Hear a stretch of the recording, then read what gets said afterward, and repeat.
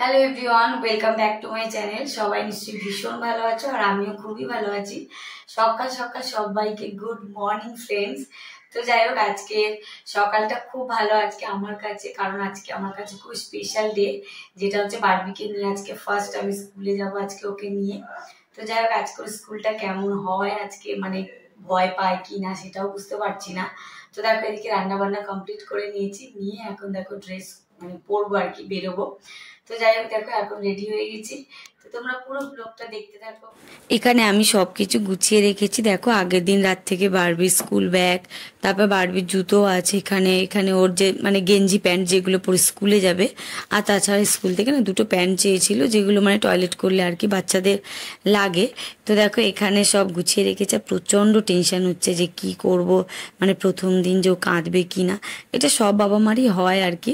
তো দেখো এখানে বারবি এখন রেডি হয়ে গেছে স্কুলে যাওয়ার জন্য। দেরি দেরি হয়েছে, চলে এসো তাড়াতাড়ি, পড়ে যাবে পড়ে যাবে, পরে এসে মাছ দেখবে। বারবিকে নিয়ে দেখো আমি স্কুলে যাচ্ছি খুব তাড়াতাড়ি, আর গিয়ে দেখছি না ওদের প্রেয়ারটা আরম্ভ হয়ে গেছে।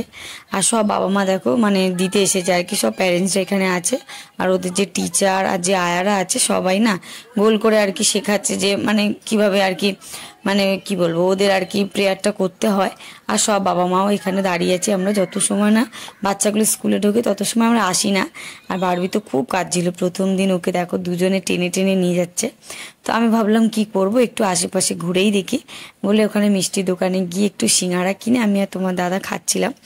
তো এখন দেখো বারবিকে সোজা স্কুল থেকে নিয়ে এখন সোজা রান্নাঘরে চলে এসেছি। স্কুলে গেছিলাম সকালবেলা ওকে নিয়ে, একদম ছুটতে ছুটতে, কোনো দিকে না তাকিয়ে। আর ও তো ভীষণ কান্নাকাটি করছিল।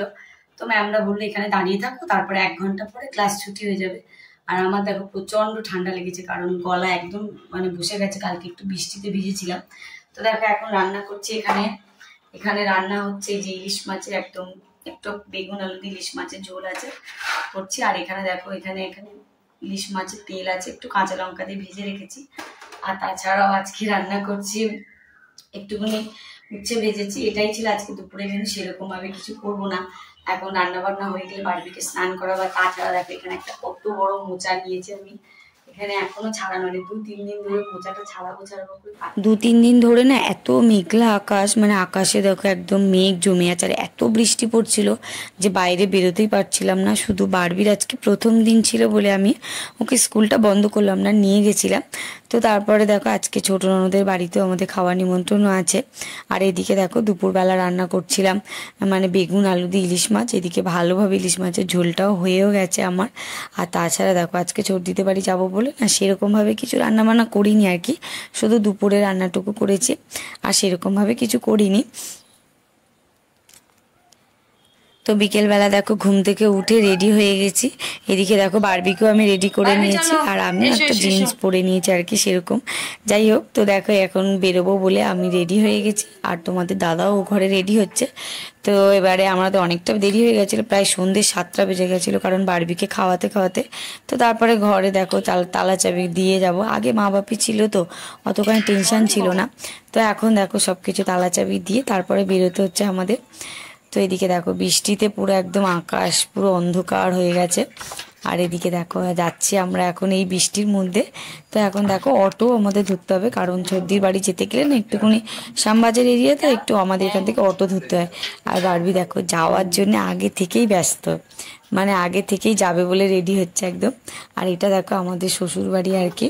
তো তোমাদের শ্বশুর বাড়ির পুরো ভিডিওটা আমি দেখাইনি, অন্য কোনো দিন দেখাবো। এখানে বারবিকে নিয়ে দেখো যাচ্ছি আমরা, অটো থেকে নেমেও গেছি। আমরা অটোতে করে যাচ্ছি দেখো, আর বারবি দেখো কি বদমাইশি করছে ওর মধ্যে। তা আমরা অটোতে করে উঠে না মানে দেশবন্ধু পার্কের ওখানেই নামবো, কারণ আমার ছোট ননদের বাড়িটা না দেশবন্ধু পার্কের ওখানে শ্যামবাজারে। তো দেখো নেমেই দেখো এখানে ডিমের চপ পকোড়া মানে ভাজছে, এখানে এত সুন্দর গন্ধ বেরোচ্ছে। তো আমি তোমাদের দাদাকে বললাম চলো একটা ডিমের চপ খাই এখান থেকে, তারপরে আমরা যাব। আর দেশবন্ধু পার্কে দেখো লোকজন ভর্তি। তো আমরা একটা ডিমের চপ খেলাম, আর বারবিও খুব বদমাইশি করছিল আর কি। তো ওকে ওর বাবা দেখো আইসক্রিম খাওয়াচ্ছে। তো তারপর দেখো আমরা ছোটদিদের বাড়িতে ঢুকে গেছি আর কি। ঢুকেই দেখো এত গরম ছিল সেই দিন। তো ছোটদি বলো কোল্ড ড্রিঙ্কস খাবি? তো আমি বললাম হ্যাঁ। তো কোল্ড ড্রিঙ্কস দিয়েছে। আর এদিকে বারবি দেখো ছোটদির যত গয়না নিয়ে খেলছে।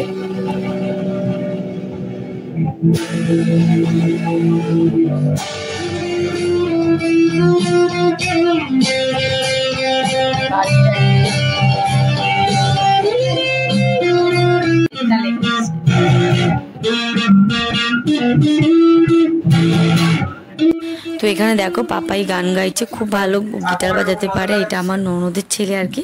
তো আমরা সবাই মিলে খুব গল্প করলাম, অনেক দিন ছোটদিদের বাড়ি যাওয়া হয়নি। তো দেখো এখন বাড়ি ফিরছি, অনেকটা রাত হয়ে গেছে আর কি। তো রাত্রিবেলাতে না রাস্তাতে কেউ ছিল না অতখানি। তো আজকের জন্য ব্লগটা এখানেই শেষ করছি। সবাইকে গুড নাইট।